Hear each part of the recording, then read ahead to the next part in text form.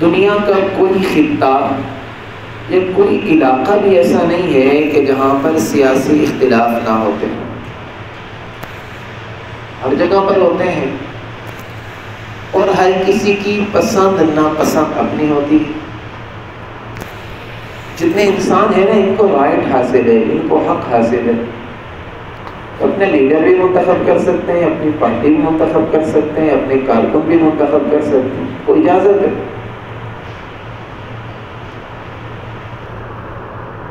کسی کا لیڈر اچھا ہے یا برا ہے، کسی کی پارٹی اچھی ہے یا بری ہے، یہ اس کے اپنے افعال ہیں۔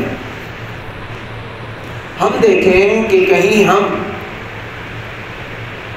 اس کے لیڈر کو، اس کے پارٹی ورکروں کو، لوگوں کو برا بھلا کہہ کر کہیں نفرت تو نہیں پھیلا رہے ہیں۔ ہمارے معاشرے کے اندر نا سب سے آسان کام جو ہے نا، آج کل سب سے آسان کام جھوٹ کو پھیلا دینا ہے۔ سوشل میڈیا کا دور ہے، کسی آدمی کے پاس کوئی خبر پہنچ گئی بغیر کسی تصدیق کے، اس نے اس کو وائرل کر دینا، آگے بھیج دینا، اگلے لوگوں نے اس سے آگے پہنچا دینا، پھر وائرل ہو گیا، اس کو ویوز ملنے شروع ہو جاتے ہیں، لوگ خوش ہو جاتے ہیں۔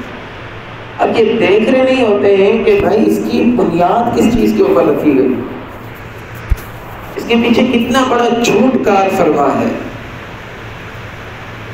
اس لیے تو حدیث پاک کے اندر آتا ہے نا، یقین کریں اللہ کے نبی کی سیرت کا اگر ہم مطالعہ کریں نا، ہمیں ایک ایک قدم کے اوپر رہنمائی ملتی ہے۔ پیارے محبوب نے کیا فرمایا؟ کفا بالمرء کذبا ان یحدث بکل ما سمع۔ آدمی کے جھوٹا ہونے کے لیے پتہ ہے کیا کافی ہے؟ آدمی کے جھوٹا ہونے کے لیے صرف اتنا کافی ہے، وہ جو بات بھی سنے اس کو آگے پھیلا دے، جو بات بھی اس کے کانوں میں پہنچی اس نے ہر بات کو آگے پھیلا دیا، ہر بات کو آگے بیان کر رہا ہے، مجمع کے اندر، سورس کے اندر، لوگوں کے اندر، تعلقات والوں کے اندر۔ تو یہ آدمی کے جھوٹا ہونے کی نشانی ہے، اس کے معتبر ہونے کی نشانی نہیں ہے۔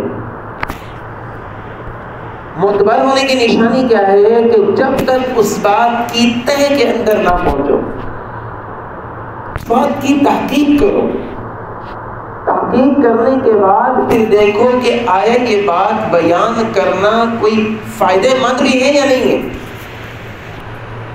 ہماری کسی بات بیان کرنے سے، کسی حقیقت بیان کرنے سے اگر امت کے اندر پھوٹ پڑ رہی ہے، لوگوں کے اندر لڑائی جھگڑے ہو رہے ہیں، ایسے سچ کو چھوڑ دو۔ الفتنة اشد من القتل، اللہ کے حضور نے فرمایا کہ فتنہ یہ قتل سے زیادہ سخت ہے۔ اس لیے موجودہ دور کے لحاظ سے ہمیں کوشش کرنی چاہیے کہ ہم تک جو بات بھی پہنچ رہی ہے نا، اس کی ہم چھان بین کریں، کوشش کریں، پتہ کریں کہ آئے یہ بات صحیح ہے یا نہیں ہے۔ اور پھر وقت کے حکمران ہر قسم کے ہوتے ہیں، ظالم بھی ہوتے ہیں، جابر بھی ہوتے ہیں، ناحق بھی ہوتے ہیں، ان کے فیصلے بھی اس طرح ہوتے ہیں کہ انسان کا دل دکھتا ہے۔ جب دل دکھتا ہے تو اس کا دل چاہتا ہے کہ میں اپنا درد دل نہ بیان کروں، کوئی طریقہ میرے پاس ایسا ہونا چاہیے۔ تو ہمارے پاس جو نظام ہے نا، جمہوری نظام، اس کے اندر اس درد کے بیان کرنے کو کہا جاتا ہے احتجاج کرنا۔ جن کے پاس اختیارات نہیں ہوتے ہیں نا، تو وہ اپنا درد بیان کرنے کے لیے احتجاج کرتے ہیں۔ اللہ قرآن میں فرماتے ہیں لا يحب اللہ الجہر بالسوء من القول الا من ظلم۔ یہ اللہ تعالیٰ کو پسند نہیں ہے کہ تم کسی کی اعلانیہ برائی کرو، اعلانیہ کسی کے خلاف جلسے کرو، اعلانیہ کسی کی آبرو ریزی کرو، کسی کو تنگ کرو، کسی کے اوپر الزامات لگاؤ، اپنے ساتھ جمگٹے اکٹھے کرو۔ الا من ظلم، مگر وہ شخص جس کے اوپر ظلم ہوا ہے نا، اس کو اجازت ہے کہ وہ بیان کر سکتا ہے، لوگوں کو بتا سکتا ہے کہ میں مظلوم ہوں، میرا ساتھ دو، کوئی نہیں ہے۔ لیکن احتجاج کرنے کا طریقہ کیا ہے اسلام کے اندر؟ اپنی بات منوانے کا طریقہ کیا ہے؟ اپنے آپ کو مظلوم ظاہر کرنے کا طریقہ کیا ہے؟ کبھی کبھی ایسا ہوتا ہے کہ مظلوم اپنا ظلم بیان کرتے کرتے، لوگوں کو بتاتے بتاتے خود ظالم بن جاتا ہے، اس کو پتہ ہی نہیں ہوتا ہے کہ مظلوم ہوتے ہوئے وہ ظالموں کی صف کے اندر شامل ہو جاتا ہے۔ احتجاج کی مشروعیت ہے۔ رسول اللہ صلی اللہ علیہ وسلم کی خدمت کے اندر ایک آدمی شام آیا، آقا حضور علیہ السلام کی خدمت کے اندر عرض کیا کہ یا رسول اللہ صلی اللہ علیہ وسلم، میرا پڑوسی نے مجھے تکلیف دیتا ہے۔